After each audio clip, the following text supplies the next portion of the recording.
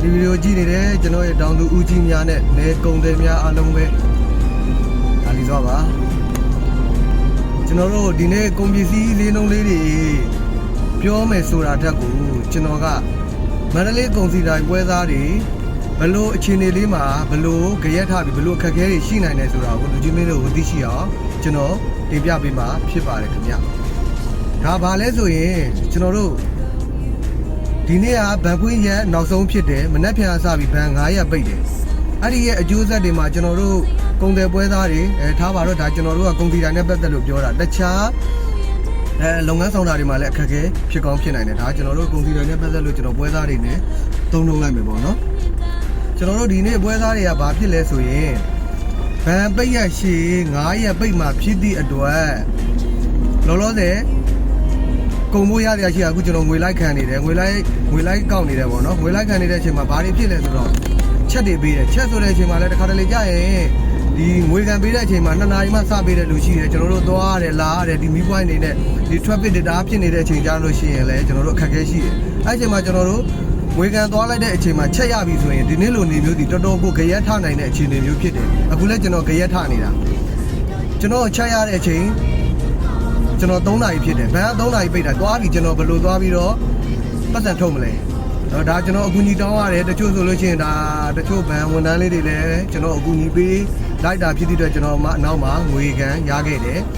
ဘန်ချက်ထုတ်ပေးလိုက်တယ်ပေါ့နော်ဒါပြောချင်တာကကျွန်တော်တို့ဘန်ပိတ်ရဲ့အရှိတွေမှာငွေအခက်အခဲ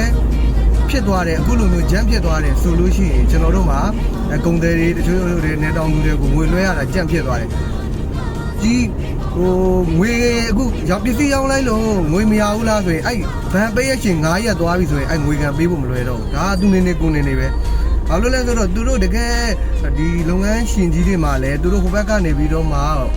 ငွေလွှဲဖို့ရအတွက်ဗန်ဖွင့်မထားဘူးเนาะကျွန်တော်တို့ဒီဘက်အပြင်တောင်သူတွေကိုလွှဲဖို့ဆိုတာလွယ်တယ်ဟွန်ဒီတို့အပြင်လုပ်ငန်းတွေနဲ့နောက်ဆုံးကားနဲ့ပါတာတွေကဆိုကျွန်တော်လုပ်လို့ရတယ်ကျွန်တော်တို့ဒီလုပ်ငန်းရှင်တော်တော်များများမှာဗန်ပိတ်ပြီဆိုရင်ကျွန်တော်တို့လုပ်ငန်းလုပ်ရတာတော်တော်လေးကြက်ကြမှုရှိတယ်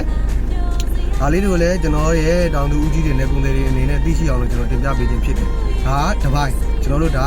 ဒီလိုရက်ရှိလို့ရှိရင်ဒီလိုအခက်အခဲတွေဖြစ်ပြီးတော့မှဒီလိုရင်ဆိုင်နေရတယ်ဆိုတဲ့ဟာလေးကိုသိရှိအောင်လို့ဘူးတုဒအနေနဲ့တင်ပြပေးတာဖြစ်တယ်။နောက်တဲ့တပိုင်းကဘာလဲဆိုတော့ဒီလိုဗန်ပိတ်ရက်ရှိဖြစ်သွားပြီဆိုလို့ရှိရင်ပဲသေးတွေကြားလေကြားတာရှိတယ်။ဘာလို့လဲဆိုတော့ဒီဗန်ပိတ်ရက်ရှိဖြစ်ပြီဆိုရင်ကျွန်တော်တို့ကကုန်ပစ္စည်းတွေဝင်လာတာတွေများလာခဲ့ရင်ကားလမ်းတွေဖွင့်လို့ပစ္စည်းတွေရောက်လာခဲ့ပြီဆိုရင်လူတွေကမထိန်းထားနိုင်လို့ရောင်းမယ်ဆိုလို့ရှိရင်ပစ္စည်းရလည်းကျွန်တော်တို့ကတော့ဝယ်ခြင်းနဲ့ငွေရမပေးနိုင်သေးဘူးဘာလို့ရောင်းခြင်းလဲဆိုတော့ကျွန်တော်ဝယ်ပေးမယ်ငွေခံပြီးမှဘန်ဖွင့်မှပတ်စံပေးနိုင်မှလောလောဆယ်တော့ဟိုမဖြစ်ဘူးပေါ့နော်ငွေမပေးနိုင်ဘူးအဲ့လိုကိစ္စတွေနဲ့တစ်ခါတလေကြာရင်လည်းဈေးနှိမ်ခံရတာရှိတယ်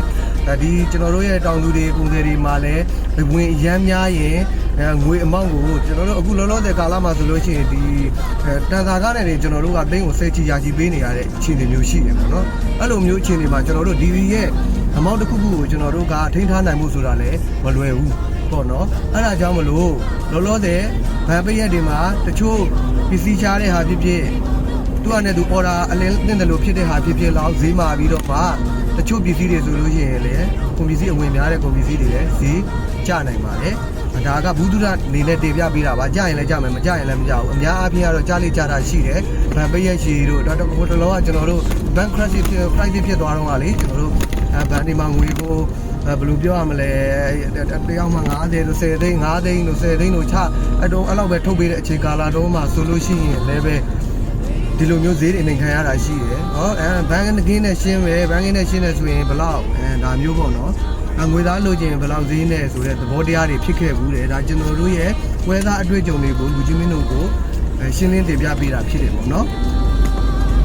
်အဓိကဒါပါပဲကျွန်တော်တို့မန္တလေးကုန်စည်တိုင်းဝယ်သားတွေဒီလေဒီဝန်ဆောင်မှုပေးရတဲ့အချိန်မှာငွေခံသွားလို့ဒီလိုဘန်ပိတ်ခံနေတာနေ့တင်နဲ့အများဒါပိတ်ဖွင့်နေဆိုရင်တော့ပြဿနာမရှိဘူးပေါ့ဗျာအခုက9ရက်ပိတ်ဆိုတော့ကျွန်တော်တို့မှလည်းရောက်လာတဲ့ကားသမားတွေကိုကားကရှင်းပေးရမှာဒီပါတယ်ပေါ့နော်အဲ့လိုမျိုးတွေကျွန်တော်တို့ကလုပ်ပေးရမှာဖြစ်သည့်အတွက်အလောတကြီးဒီလိုပိတ်ရရှင်9ရက်တွေမှာအခုလိုအခက်အခဲများစွာကိုရင်ဆိုင်ကြုံပြတ်နေရတယ်ဆိုတာကိုလူကြီးမင်းတို့သိရှိအောင်တင်ပြပေးခြင်းဖြစ်ပါတယ်ခင်ဗျာကြည့်ရှုသူပါစိတ်ချမ်းသာခြင်းကိုယ်ကြီးကျန်းမာခြင်းနဲ့ပြည့်စုံနိုင်ကြပါလိမ့်ခင်ဗျာ